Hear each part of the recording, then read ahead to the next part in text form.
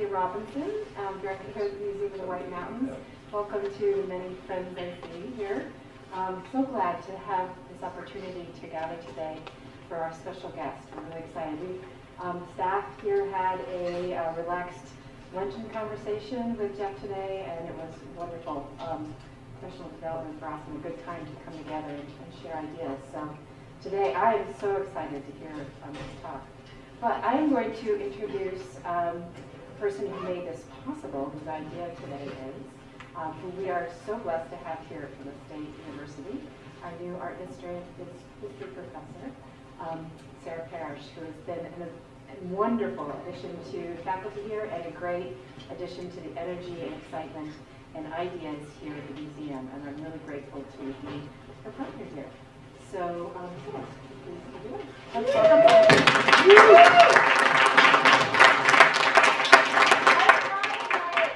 Introduce me if I knew you were going to say all that. But it's my honor to introduce my friend Jeffrey de Blois. Jeffrey is actually a graduate of Plymouth State University from 2006. After that, he went on to Boston University to get his MA, and that's actually where I had the pleasure of meeting him from 2011 to 2013 when we were both studying there. When I met Jeff, I was so impressed by his deep, probing intellect and his warm, generous personality, which I think all of the artists have benefited from today in your conversations with him. And so now that I've had a chance to teach at Plymouth State University, I can see where he gets all of those qualities from. So after graduating from Boston University, he met with success. He went on to the MIT List Visual Arts Center for a fellowship, and then to his current position as assistant curator at the ICA. Some of his works that he's done at the Institute of Contemporary Art in Boston, or the ICA, he's played an instrumental role in exhibitions such as the Artist Museum, and he was lead curator on the Freedom of Information section of First Light Collecting at the ICA. He's also coordinated the Boston presentation of Waleed Rod, and he has several projects in the works which you can ask him about during the Q&A period.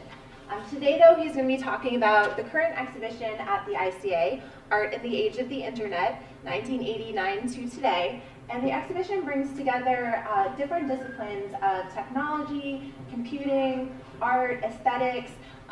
So it probably sounds a little familiar to those of us in the arts and technology cluster.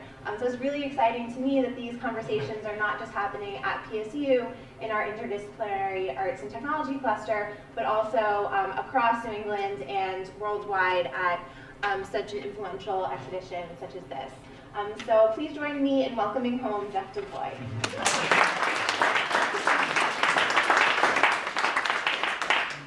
If I knew that you were going to embarrass me like that, you introduced me. It's a vicious cycle.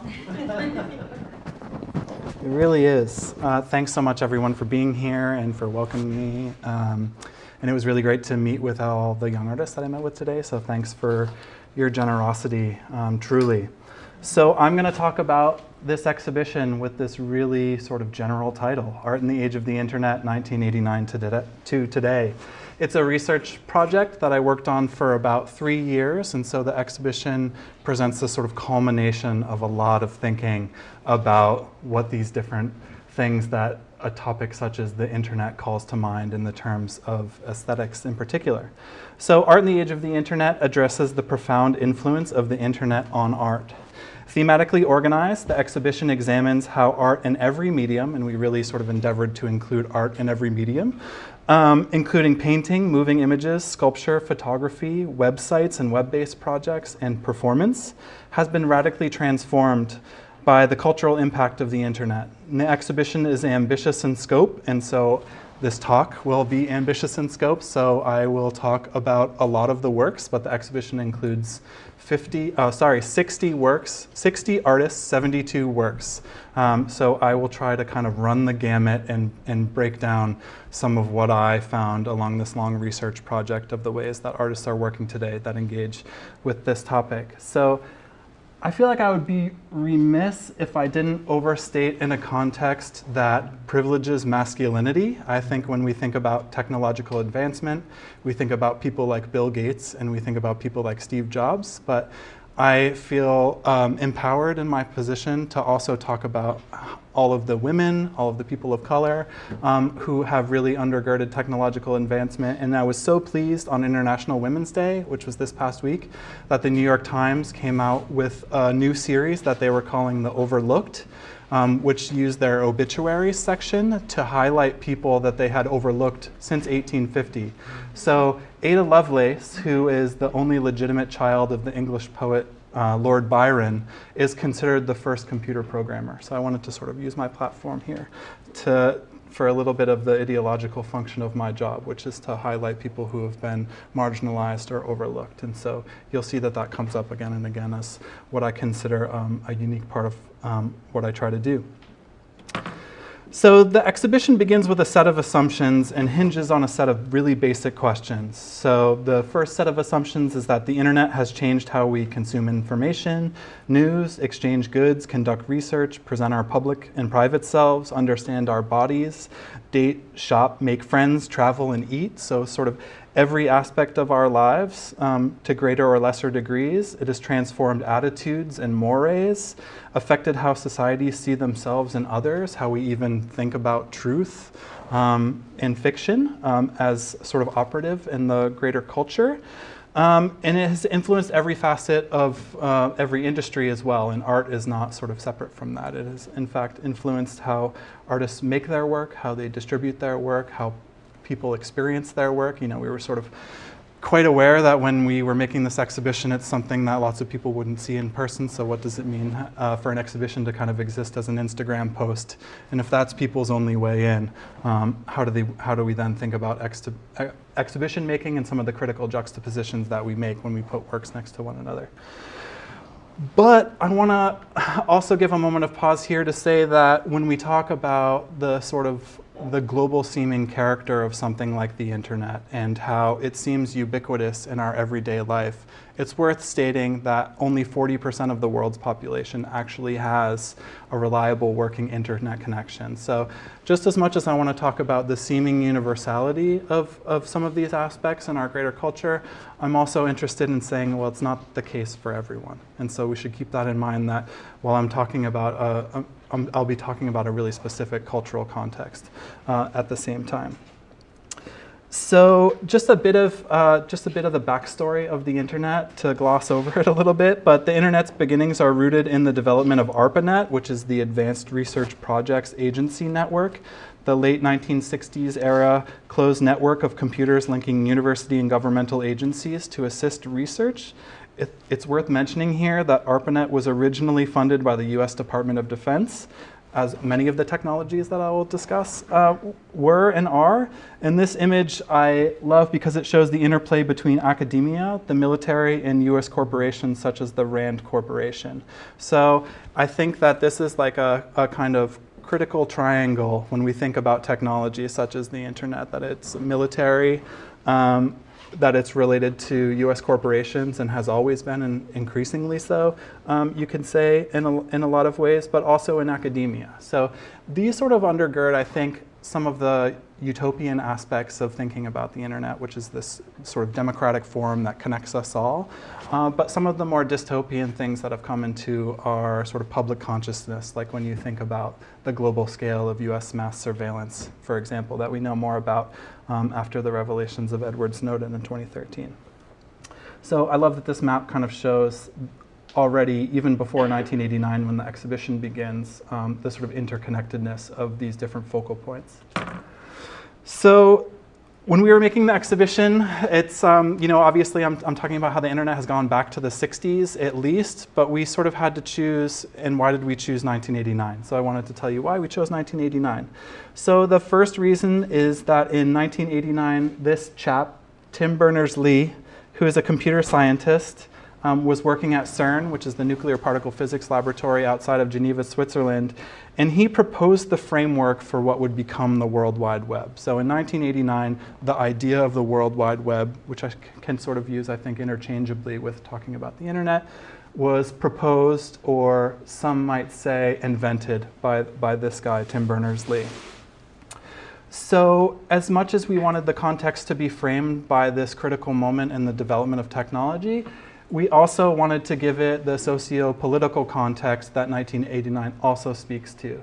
So protests and bloodshed in Tiananmen Square in Beijing, and here you see the student-led protests.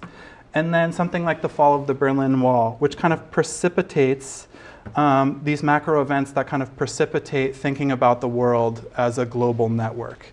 If we think sort of post-1989 European history, the seismic shifts in politics, geographies, and economies, the internet is a sort of symbol that can signify these sort of shifts in how we think about the globalized world. But also, there's a lot of other micro events that led us to choose 1989. For example, the first GPS satellite was launched into space in 1989. So if we think about how we still today map the world, how we understand geography, that was sort of kicked off in 1989. For good and bad, for good and bad uses. It wasn't long after that they were using GPS satellites in the first Gulf War. So again, all of these technologies have this really complicated history with military and civic life. And so we tried as much as possible in the exhibition to keep these balls in the air at the same time, to think about it in a sort of multivalent way. So what do we mean when we say the internet? It's like sort of sufficiently ambiguous that you can use it to make a thematic exhibition, but what do we mean when we sort of say that? And so I want to suggest that we mean two things. The internet is a physical thing. It has a physical infrastructure. It's a global system of interconnected computer networks that has a kind of material presence. And here I want to emphasize the environmental impact of technologies that we use probably every day, but maybe don't always stop to think about. And so here what you see is a partial view of the National Security Agency's Utah data center that they built in the middle of nowhere in Utah, and it's the size of about 12 major football stadiums. But it uses 1.2 million gallons of water a day to cool the servers that they use. So a real sort of environmental impact there. And here I wanted to show you just an image of the coltan mines in the Democratic Republic of Congo. And coltan is a mineral that's mined pretty actively and causes a lot of problems, I think, for the people of Congo. And there's coltan in your smartphone, in your camera, and lots of other compact electronic devices. And so competition for these resources has intensified decades-long strife in places like the Congo, often adversely affecting people in the global south, unfortunately, to the benefit of us in the global north. And so I tell you these things as sort of points on a map of a picture that I'm trying to draw about the development of these technologies. And again, sort of these things that we don't talk about when we sort of accept technologies into our life without asking too many questions. So the internet, so that's one thing of thinking about the internet as a material thing. But we also wanted to think about the internet as a cultural construct, a concept that calls forward a particular set of associations. It's a paradigm through which we can think about various aspects of contemporary life as a symbol of a dominant worldview. And that worldview is organized and articulated by something often referred to as systems thinking, which we reference when we think about Earth, when we think about the Earth as an interconnected ecosystem, or we talk about globalization. This has a socio-political and historic concept to it. People in the wake of things like the Whole Earth Catalog and the environmental movement that grew out of it post-1968, people didn't always think about the Earth as a unified sort of system. It was this image of the Earth taken from space, the first image that was released by NASA after people asked for it and called for it, in fact, that allowed people in their imagination to think about the Earth as an individual unit or a system, to say. And I think that the internet is another sort of concept that speaks to this particular worldview that conceives of the world as an interconnected system.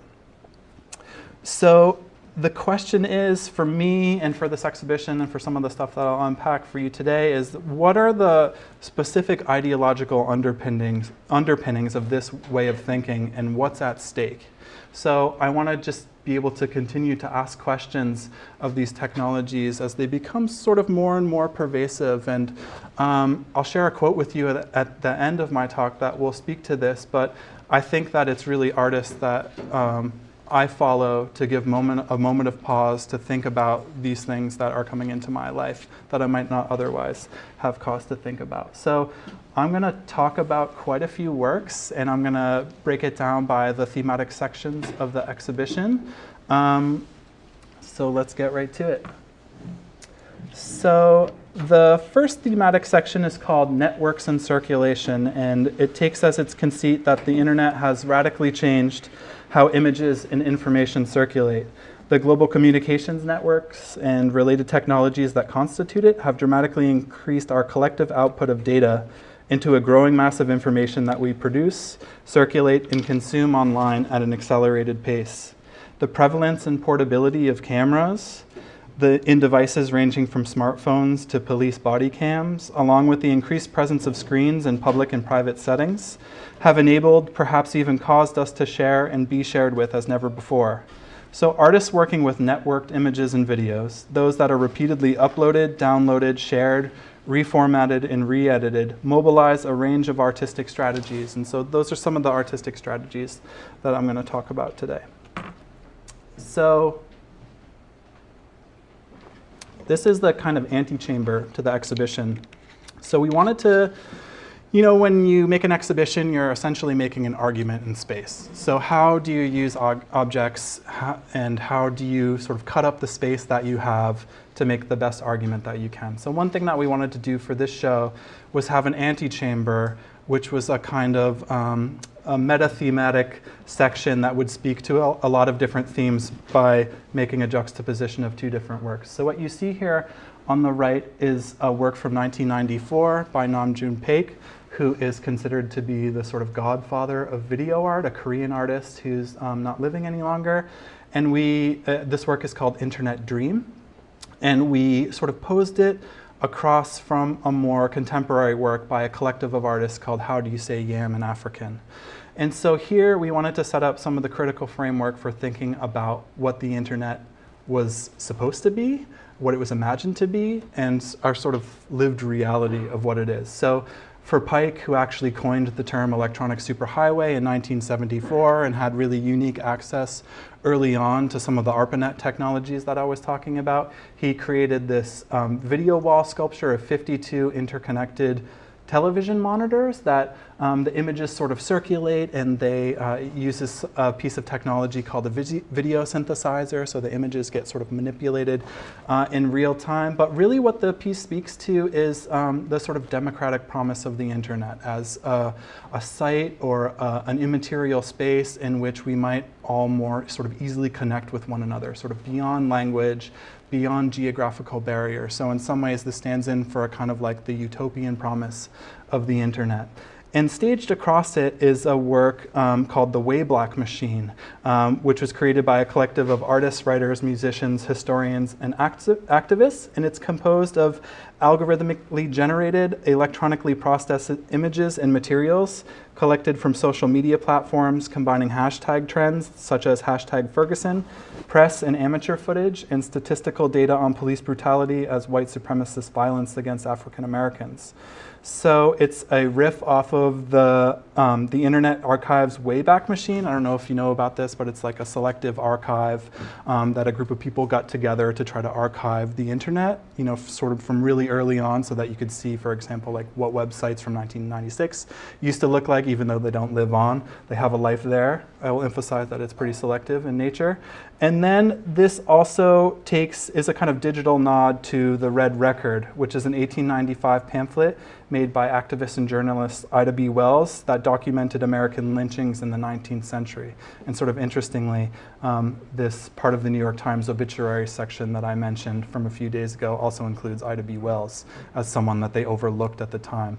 But what that piece did, what that work that she did, the Red Record, brought into more people's public consciousness, specifically in the North, the atrocities committed against African Americans, specifically related to lynchings. And so it brought into public consciousness more. And so that's what this work does by sort of updating it, and it takes as its point of departure the shooting death of Michael Brown outside of St. Louis by the white police officer Darren Wilson. And so it sort of collects all of this information in a way of archiving this sort of form of Black embodiment that has a sort of activist strain to it.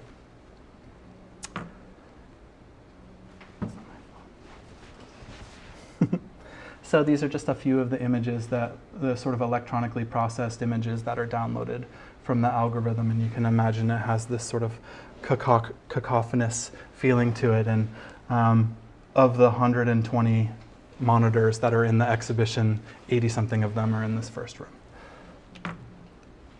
So the earliest work in the show comes from another really prescient artist named Gretchen Bender, who's unfortunately not alive any longer and is someone who's often sort of overlooked, I would say, in the art historical discourse around a similar generation of artists. Some of you might know people like Cindy Sherman or Louise Lawler, artists that are known for sort of appropriation tactics. Gretchen Bender is someone that doesn't often enough get mentioned in dialogue with some of those more well-known artists. So her American flag employs a digital image of a flag taken from a broadcast sporting event on a major television network, and she isolates the image of the American flag, which I think is probably one of the most widely circulated images in American culture itself, as it dissolves. So in video editing, a dissolve is a gradual transition from one image to the other. And she prints the image of the digitally rendered fragmenting flag on fabric. And so for her, this is about this relationship between how corporations use images. And if you think about someone like CBS or something, television, doing this kind of violence to an American flag, if an artist or a regular person was to do this, you can imagine it would be a problem for a lot of people, and it would be seen in a very different way. So what she hopes to do with this piece is sort of give a moment of pause to something that happens really quickly, right? You barely notice a dissolve when it happens when you're watching television. And here to think about the kind of violence that's done to images like this, sort of unspeakingly, without it being spoken about at length. So this is a still, and I'll show two stills from a video work by a French artist named Camille Henrot called Grosse Fatigue. It's an attempt to synthesize the origin stories of several different cultures into a single narrative. So to create a sort of a single narrative about the history of the world. And so as part of a Smithsonian Artist Research Fellowship, she documented different museum collections, including natural specimens in the Natural History Museum. And her footage plays on a series of computer windows and folders that open and close, often overlapping into one another. And so for me, I think about the setting of this video as actually a computer desktop. So it sort of starts on the desktop of a computer, and these things become increasingly layered over top of one another. And it sort of models this experience that I think we all have of having multiple windows open simultaneously on a computer. And what the work speaks to is a kind of image fatigue, in fact, that as more and more sort of images wash over us, as our proclivity to be able to metabolize or not more and more images rapidly increases, the kind of fatigue sets in that she's quite cautious of. So here's another image from the same film. And finally, in this section, I wanted to talk about a painting. Well, I'm seeing the captions are pretty messed up in the corner there. But this is an untitled painting from 2016 by a Los Angeles-based artist named Laura Owens. And she has pretty significantly expanded painting's traditional parameters by incorporating digital mark making, networks, and virtual worlds within the space of her canvas. So again, if you think about these sort of windows overlapping, here you can see these things sort of overlapping on one another as well. So there's this sort of screen printed background, and then this framed image that you see that she sort of pixelates. You can't really tell, but it's really meticulously done through printmaking. You can't tell in the image, but you can in person. But this is an image of a Cubist painting by Juan Gris from 1917. And so what does it mean to take this high art reference and sort of further pixelate it? And over top of it, she includes fragments from a Garfield poster. So I know sort of from meeting with a lot of the students today, a lot of people talked about this sort of melding of high and low cultures and giving a consideration to how these things might sort of meet up. And so for me, she's one sort of artist who leads the way, I think, from how we might think about the mixing of high and low cultures in a way that's somewhat different than, say, practices from the 60s and 70s and so forth.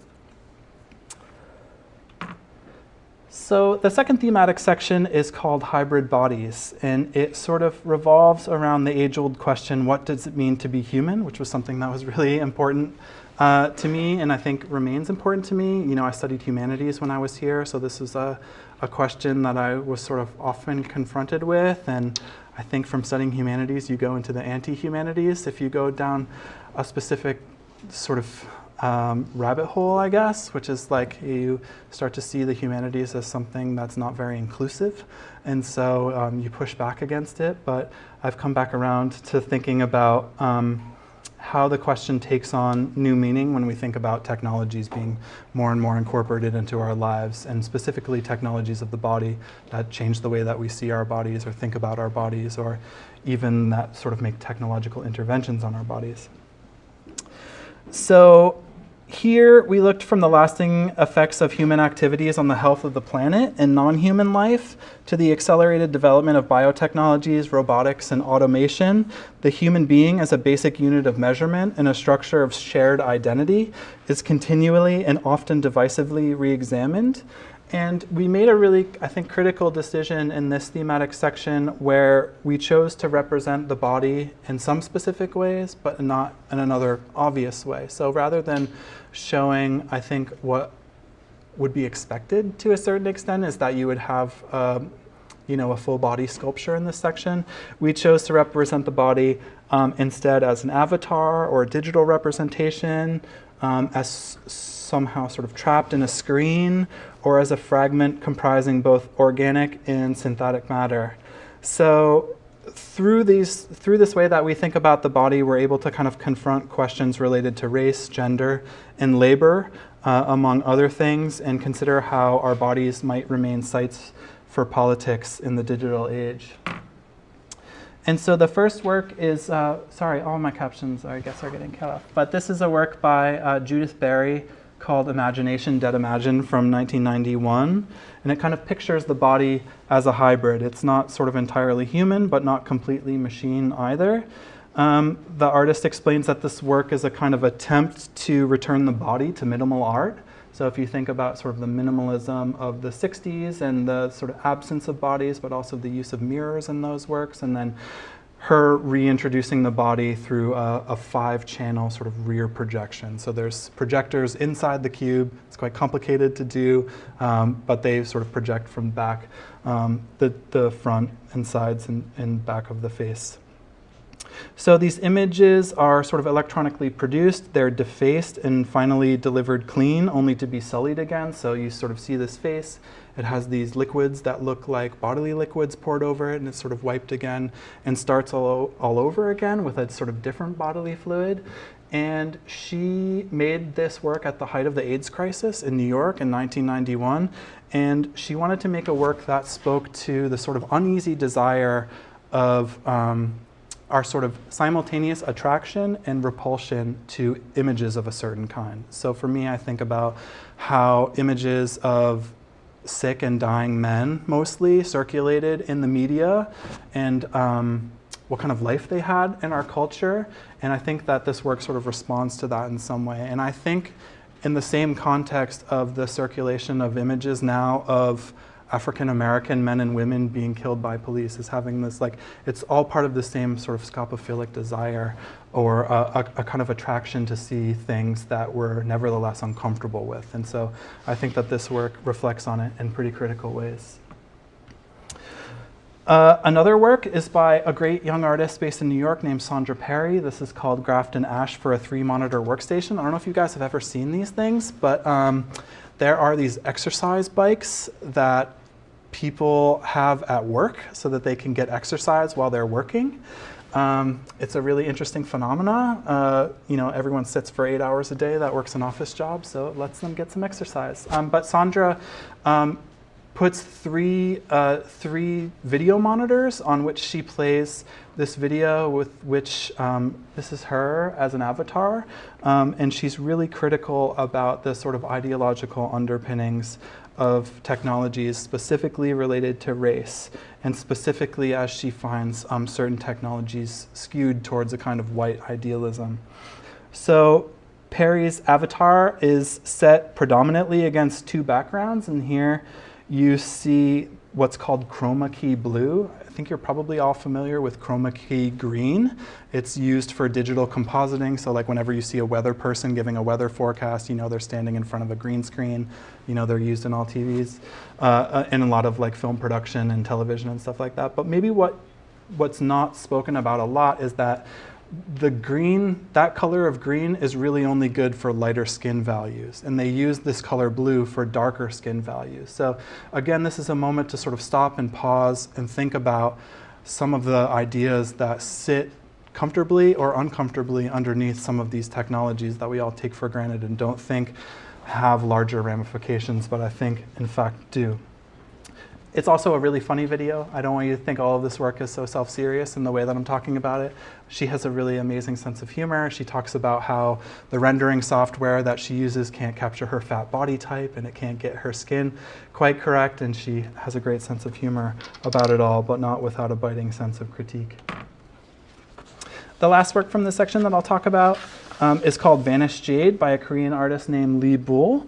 It's a silicone torso of a cyborg, a kind of hybrid of the human, the animal, and the robot, and a figure that recurs throughout her work.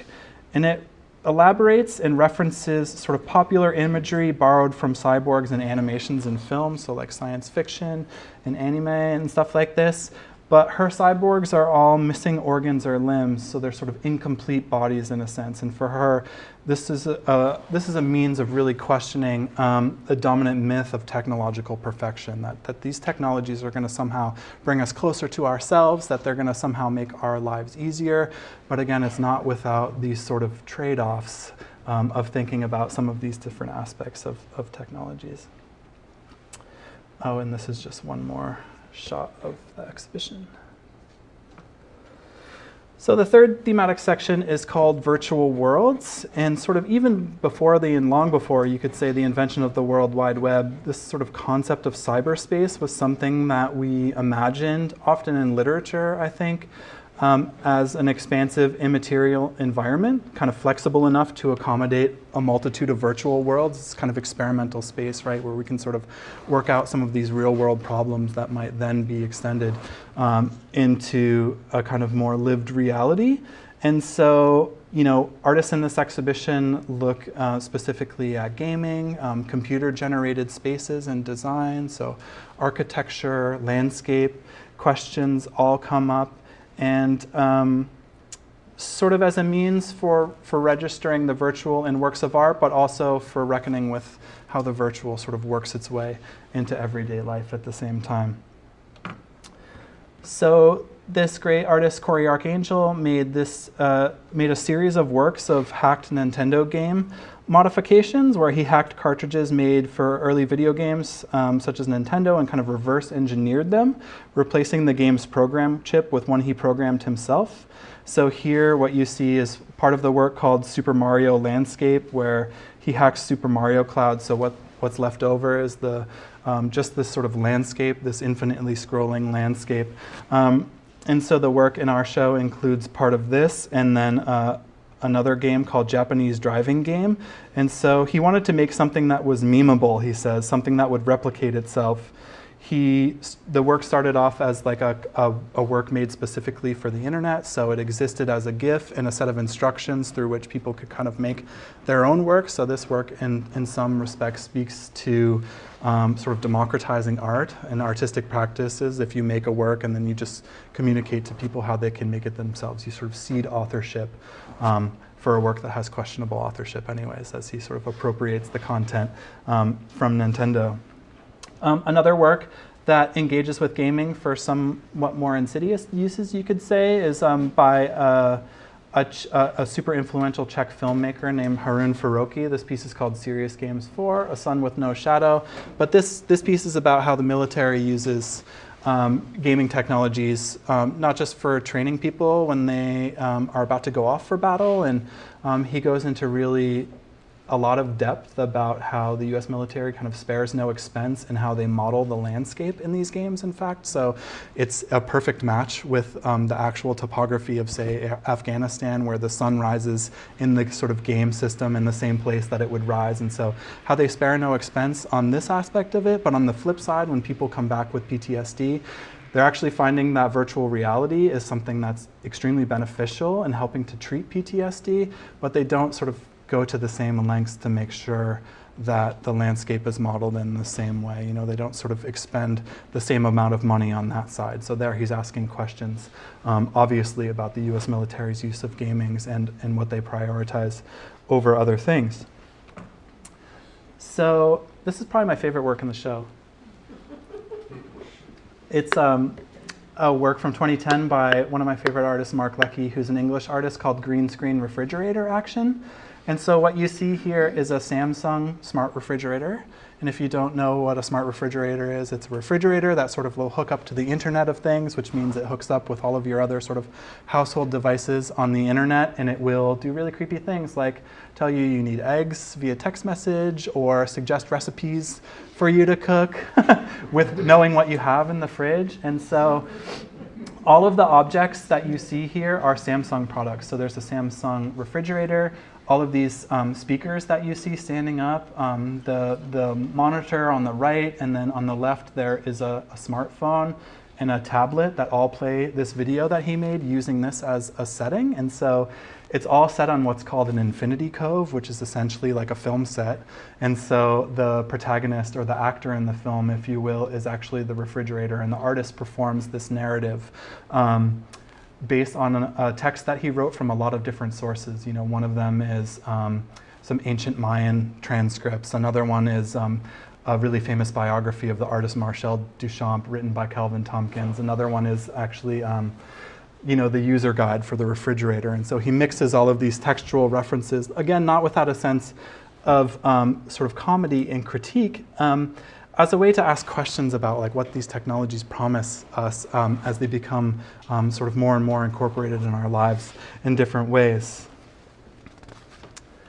And these are some stills. So there's a story about this work. I don't know how true it is, but it started off as a performance-based work where apparently the artists, I'm not advocating for this, so where apparently the artist huffed refrigerator coolant as a means of sort of performing as the refrigerator. So he's actually sort of performing as the refrigerator, and it's a great work. And so you can see him sort of off to the right in the video that he makes. So what I like about this work is that because it's sort of posed on the green screen, it holds within itself, within its very structure, its own sort of possibility of replication, that this sculpture that is a work could also be used to make another work. Someone could very easily show up and use the green screen to composite their own video with the work. So that I like that it has this sort of knowing sense of itself, sort of being repeated or replicated as part of it. Another really important work for how we thought about this show, sorry for the wavy captions, is a project started in 1999 by two French artists, Pierre Huyghe and Philippe Perreno, where they purchased a Japanese manga avatar character named Anne Lee, and they created a collaborative project called No Ghost, Just a Shell, where they took this character and they shared it with a lot of their other friends who are artists. And each of them kind of made a different work where they imagine Anne Lee, this kind of genderless, though often the character is presented as a she by the different artists. They sort of imagine her in these different landscapes. And so here what you see is Pierre Huyghe's 1 Million Kingdoms, a still where this character, Anne Lee, looking sort of forlorn and solemn, makes her way across a lunar landscape that's kind of computer generated, that sort of is being built as she walks across it. And the sound is actually the sound from the moon landing. So that gives this sort of like, it sort of mixes these two moments of pioneering exploration, you could say, in the content of the piece. And we actually included the video over top of this wallpaper that was made by another collaborator from the project, this design studio in Paris called Paris. So we wanted to capture in our exhibition some of the different iterations that this project had, and so having this wallpaper in this work posed over top of it allowed us to do that, I hope. And the final work that I'll talk about from this section is a painting from 2015 by a young artist named Avery Singer. Avery uses 3D modeling software called SketchUp, which probably a lot of you are familiar with. It used to be free and owned by Google. I can't say that I remember where it's at right now in ownership and you know, if you have to pay for it or not. So she starts off making each of these paintings, and this is a large scale painting. I mean, it's you know, it's quite bigger than the size of the screen, in fact. Well, I guess you can see it from this image. Oop. So this is it on the left here. So you can see it's about 7 feet tall or something like that. So she uses SketchUp to create all of these kinds of scenarios. And so the characters have this sort of really geometric quality.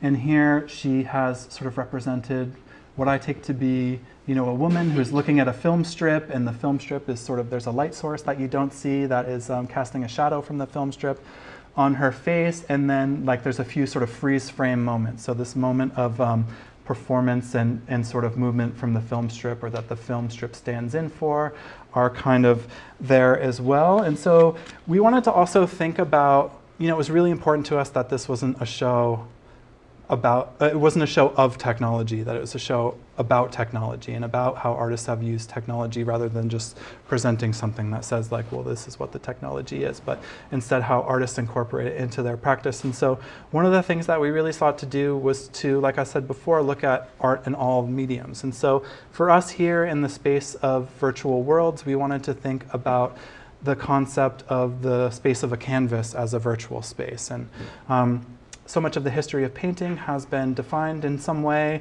or another by Renaissance thinking around the canvas being a sort of window onto a world. But here I wanted to think about, what if we think about another kind of window? What if we think about the window of the computer as a space with which painting might also engage? So here I think Avery Singer is one of the sort of predominant artists, young artists, that's engaging in this way with the traditional media of painting.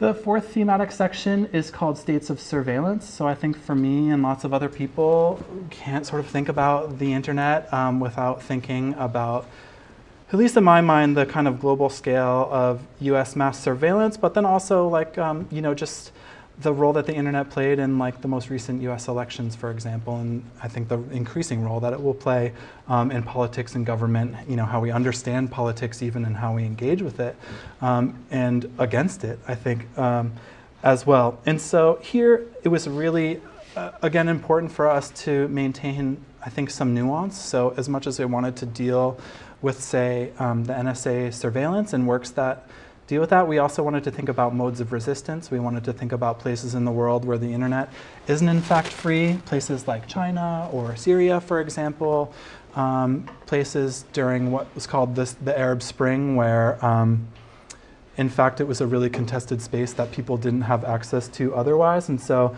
I want to show you work that sort of takes both of these concepts into mind. So it's sort of yeah, over surveillance, but also paths to resistance. So this is a photograph by a photographer and geographer named Trevor Paglin, who's been someone who's really involved in the kind of post-Snowden era. I don't know if any of you saw the documentary Citizen4 that was made about Edward Snowden, directed by Laura Poitras, but Trevor was one of the cinematographers on it. He actually, just before I was at MIT, he was an artist in residence there, so he learned from scientists and researchers at MIT how to take long-range telephotography. So he actually photographs surveillance satellites in space, and he actually takes pictures of things you're not supposed to take pictures of. So like NSA data centers or so-called black sites used for rendition programs by the CIA and so on and so forth. So his work has really engaged, I think, with the history of landscape photography and extended it by thinking about mapping the global scale, or the terrestrial scale, you could say, of the US surveillance program. So what you see here is that he is very ambitious. He taught himself how to scuba dive, and he actually has been, you may or may not know this, but basically part of the Edward Snowden revelations is that he shared documents that showed the pinch points, which showed exactly where in the, in the landscape, in the ocean, on land, where these different places were actually monitored by the NSA. They call them pinch points, where they could basically gather the most amount of data from the most amount of people and the most amount of places. And so Trevor has made part of his project going to these places and photographing them. So what you see here are NSA tapped undersea cables in the North Pacific Ocean. And we included a second work in the exhibition where he actually, it's really complicated and I can't explain it to you as well as he does, but there was a way that he figured out through experimental geography and working with different groups online how he could figure out when secret satellites that no one was supposed to know about were circulating in the night sky, and he's actually photographed them. So we sort of wanted to balance these sort of terrestrial limits of surveillance by having, sort of underwater and in space. And we included a third work from him as well, and it's this work, and I think it's it was a really sort of like political decision on our behalf, but this is a work called Autonomy Cube. It is a sculpture that Trevor made that is a functional Tor router. And so what this does is it has 2 wireless networks. We installed it in the museum in an interstitial space, which means that anyone can go in the museum and sign on to this network and surf the internet anonymously. So the Tor network was actually designed by the US military and Department of Defense as a means for essentially, to put it sort of really simply, I guess, for spies to be able to talk to people back home. So to sort of encode what they were saying so that their communications couldn't be tracked. It does have some more sort of insidious uses at this point. I mean, if you think about something like the Silk Road, which if you know or don't know was a sort of illicit deep web kind of Craigslist website where you could buy drugs, you could find people to assassinate someone for you, it had all of these sort of insidious uses. So yeah, so it's really complicated. We don't really know what people are doing with this in our museum, but we sort of wanted to stand with the artist in thinking that it's important that a place like a museum can be a civic space where people can have a certain kind of activity that's not always being watched. So thinking about a museum like a library, where they're not supposed to be able to see what you've taken out from the library, the powers that be. So thinking about the museum in the 21st century as a civic space where people could be protected in some way that they might not otherwise. So this is a really powerful and impactful work called The Fall of a Hair, Blow-Ups by a Lebanese artist, Rabia Mroué, that he made in the first year of the Syrian civil war. I don't know how many of you have been following the Syrian civil war or care about it or don't, but one of the things that I find really baffling about it, and I think has larger consequences, I would say, is the competition between information and misinformation and how very little we actually know about what's going on the ground there. There's competing reports about chemical warfare being used, like all of these really scary things. And so one of the things that's been really powerful in that conflict is citizen journalism, and technology, in fact, has been really powerful there, and the digital technologies of cameras and things, social media platforms like Twitter, where people can really quickly take a picture, upload it immediately, and we can have some better sense of what's going on ground. That being said, this work is really scary, because what these photographs these are each images that are taken by the artist, sourced online and blown up, but these were images that were taken by protesters in the first days of the Syrian civil war, which was then sort of part of a wave of protests across the Arab world that was sort of commonly referred to as the Arab Spring. But here the photographs are taken of individuals holding weapons, guns, and they are sort of government-paid assassins, more or less. And some images, if you see like the third one from the right example, it's blurry and difficult to see, but in fact, the person is pointing a gun at the person who took the photograph. So it's said, I can't speak to how true this is or not, but part of the sort of myth of this piece is that in fact a few of these images were taken moments before the person who took it were killed. So they took the photo of the person, uploaded it immediately. And so for Mroué, for I think the artist, there's this interplay between the photograph and shooting a photograph, right? There's this sort of thing that we have to think about between shooting and capture that happens in the history of photography. and then the fact that these images need to be seen to sort of raise our consciousness about things that are happening in places of the world that we don't have access to really easily. And so it performs a kind of function for the artist to, even though he's appropriating images taken by someone else, to put these in museums so that they become part of the dialogue, I think is ultimately the hope. And I think one more work that I'll talk about two more works, I guess, in this space more quickly, because how am I doing in time, Sarah? Okay, well, tell me if you're getting bored. So this is a work by a Chinese artist and hacker who goes by the name Ai Zhao. Again, I don't know if you know how much about the internet and how it functions in other countries, but sort of famously, the internet in China is super policed and incredibly censored. And so they have, this work is called GFW list, and what the GFW refers to is what they call the Great Firewall of China. You know, there's like millions of websites that you can't go to. So for example, if you're in Beijing on vacation and you want to read the New York Times, you can't. If you want to read the Washington Post, you can't. So you can't, there's all of these different sort of websites and news sources that you can't have access to while you're there. So what this work is this kind of monolithic black sculpture that calls to mind Stanley Kubrick's 2001: A Space Odyssey, and this big sort of monolithic sculpture that is a head scratcher at the beginning of that one, and it's embedded with a thermal printer. And what the thermal printer does is it prints out in code this list of websites that's banned in China. So I'm trying to think of how much paper we've been through at this point. We've been through probably 10 rolls of paper throughout. The exhibition's only been up for like a month and change. So you can imagine the list of websites that is actually banned in China is quite extensive, and we have to replace the paper pretty often. And then the last piece that I'll talk about is, I think brings the sense of surveillance from this kind of like global scale, or for thinking about it as a mode of resistance, for thinking about more domestic forms of resistance, and specifically what this calls to mind, this great work called Cyber Roberta, is domestic forms of surveillance. So this sort of like looks like a nanny cam.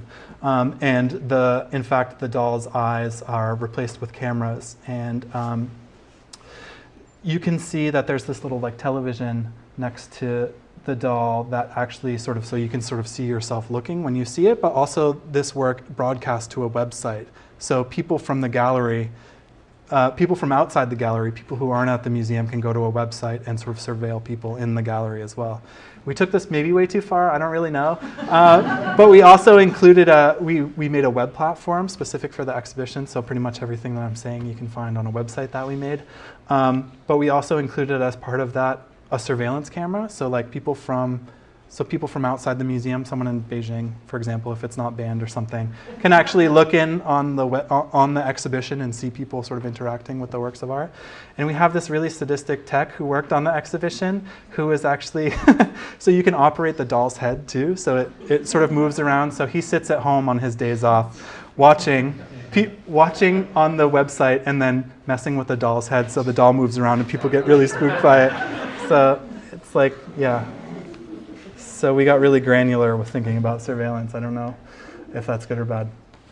So the final section that I'll talk about before closing of the exhibition is called Performing the Self. So this is about the sort of rapid development of social media networks throughout the 2000s and how they intensified what I think were already growing pressures to kind of document and publicize your life in some way or another. I mean, I constantly think about like the fragmentation of myself between my real life, the life that I project on something like Instagram, and how that's different than like my Facebook profile. And so like, what does it mean to think about ourselves as kind of like fragmented in this way, and how we represent ourselves differently across these different platforms? I think it's really, I think it's something that's pretty specific and unique to our time period for young people, especially to think about. So sort of alongside, and I'm really critical of especially corporate social media. And so social media platforms sort of like usher in this new economy of visibility, right? Where we sort of like feel some sort of pressure to talk about what we're doing over the course of our day, or to present pictures of ourselves. And it's kind of like, to what end? Because I'm really skeptical, because ultimately it's often talked about in the research that I did that in fact these sort of websites and platforms depend on people like you and me for the content to begin with. So like the biggest revenue generating social media platforms and websites get 100% of their content from the people that use it. So what does it mean when you become the product, right? Because you're the product, and then things are ultimately sort of sold back to you. So that's like my polemical rant about social media. It's not to say that I don't have social media accounts, because I do. But the flip side of that, and something that we tried to affirm, I think, in the exhibition pretty emphatically, was that there are other uses for social media platforms, and specifically unique uses for which people can use social media platforms to explore and articulate aspects of themselves that they might just not be otherwise, find an easy way to do in their real life. So experimentation with gender, sexuality, all of these different aspects of ourselves that sort of rub up against or slightly depart from or radically depart from what are accepted to be social norms, like the internet does and can provide spaces for which to sort of try things out for yourself that you might not be as easy to do in everyday life. And so offering new modes of representation, a sense of community, and increased visibility, I think, for historically marginalized people is something about the internet that I think is unique and ultimately productive, and not just all kind of doom and gloom. And so the artworks in this section kind of explore these different aspects. And so one of them is this great sculptural theater by these two artists, Lizzie Fitch and Ryan Trecarton, called Safety Pass. And it's called Safety Pass, but the video that's presented in it is called Permission Streak. I know it's a little bit kind of convoluted and confusing. But Fitch and Trecarton's sculptural theaters are kind of designed to be unique frames for their work. So the objects that you see in the kind of theatrical staging of this space have some relationship to the video, have some relationship to the context in which they hope the work to be seen. So the custom diving bunk, which you see the sort of ladder leading up to, evokes sort of acrobatic or aquatic training and the conflicted notion of preparing for a performance, either with or without the kind of necessary protection, recalling themes prevalent in the video that kind of carry over into the space. These works are aggressively episodic, which means that sort of sequences of animations and character-driven vignettes reflecting on the way that cameras, reality TV, social media, and gaming have changed the ways we engage with each other and form or perform our identities. And through these sequences and vignettes, it's often unclear whether the characters are proxies or if their agency is inherent. And so sort of ambiguously themselves, the characters in the movie are sort of fluidly and temporarily defined by their context. And sort of you have the sense that they'll kind of escape that context as soon as you walk away from it. Other works deal with the performance of sexuality and intimacy online. So this is from a series of works made by an English artist named Celia Hempton, where she paints men that she meets on sex chats on a website called chatrandom.com. So there's these sort of gestural paintings that she makes with men. This is sort of a more kid-friendly than some of the other ones, but needless to say, there's no shortage of men willing to expose themselves on the internet, as I'm sure you all know. So some of them reflect that. And so, but what she remarks on is this sense of intimacy, nonetheless, that she's able to experience with these people. So I think it's really interesting to think about the kind of human relationships and the dynamics of human relationships and how they change with these sort of different ways with which we are able to communicate with one another or not. And so thinking about something like intimacy and the kinds of intimacy that can be achieved through digital means or to be not in real life. At least to begin with.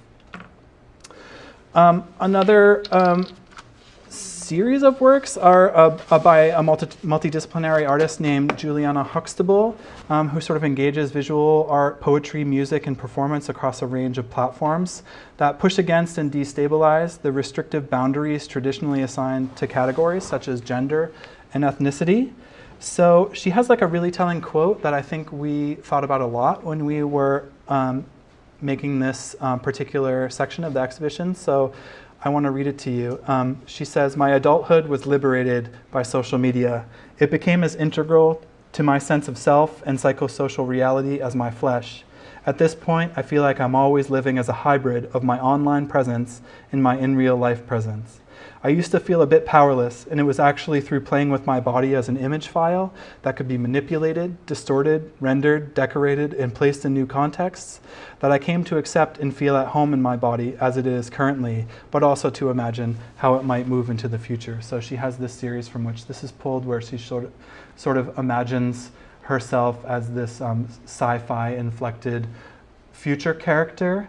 And so this work was made from a 3D print made by another artist named Frank Benson of Juliana, so in collaboration with Juliana Huxtable. And so with the aid of 3D printing technology, he sort of captures the artist in exquisite detail. It's worth mentioning, I didn't put any of the media lines here, but this is a bronze.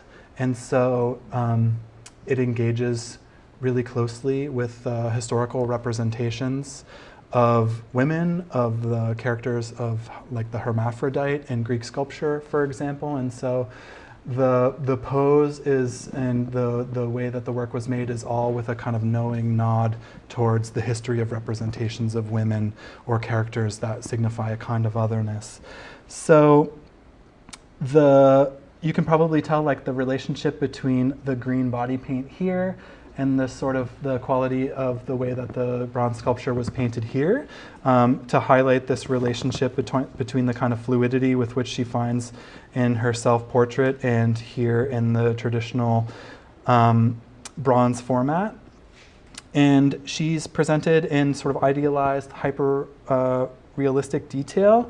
And I think one of the really interesting things about this sculpture, and it was in a really somewhat major exhibition in 2015 at the New Museum in New York. Every 3 years they make an exhibition called the Triennial, which is about sort of meant to be a reflection on young artists working internationally.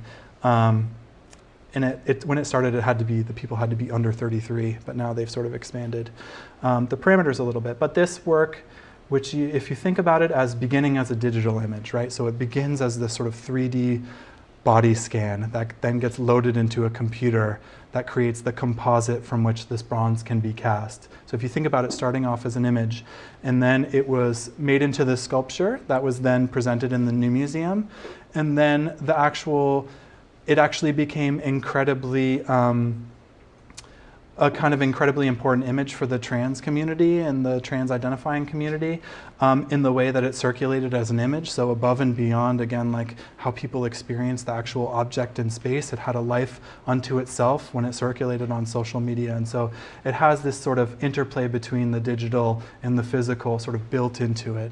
And I think probably in our presentation of it in the exhibition, it takes on that sort of life again as an image and an object at the same time. I'll just talk about two more works.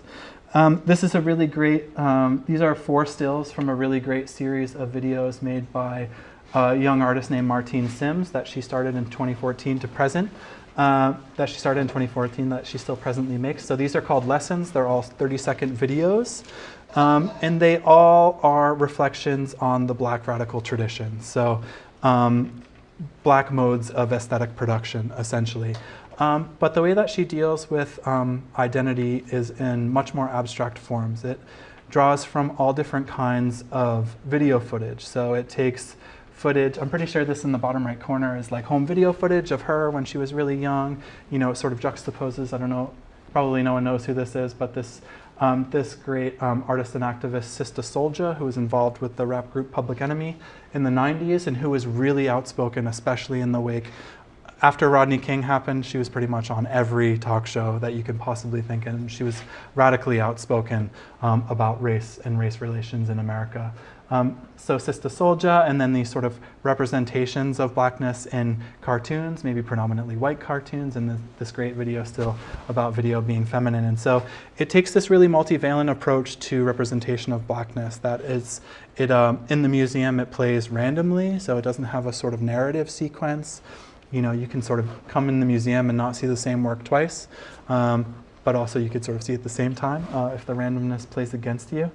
And so I think it's really important that works that deal with identity or gender or sexuality don't necessarily have to be kind of one-to-one. or literal in how they deal with these different subjects, but in fact, you can think about them through much more abstract means. Her appearance and her life, including plastic surgery, excessive shopping, dieting, and she attracted a large online following, mostly many of whom were male. Their sort of salacious, insidious, and aggressive comments were made to the artist. And so after 4 months, she halted the performance after she had gained more than 89,000 followers on Instagram in particular. And for her, the idea with the work was to sort of experiment with fiction online and the performativity of our identities online using the language of the internet itself. So in conclusion, I wanted to just sort of come back to something that I hinted at a little bit earlier and share this quote from an article called The Computer for the 21st Century, which was published in Scientific American magazine in 1991, and it was written by this guy called Mark Weiser, who was a chief scientist at Xerox and PARC. So if you don't know, Xerox was incredibly influential, especially in the 70s and 80s for the rapid development of technology, specifically in Silicon Valley. They were kind of one of the first big Silicon Valley companies in advance of things like Apple coming a little bit later. So he said, "The most profound technologies are those that disappear. They weave themselves into the fabric of everyday life until they are indistinguishable from it."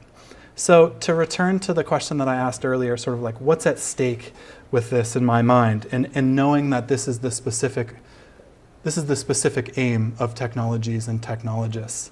So what's at stake is to acknowledge that technology is not neutral.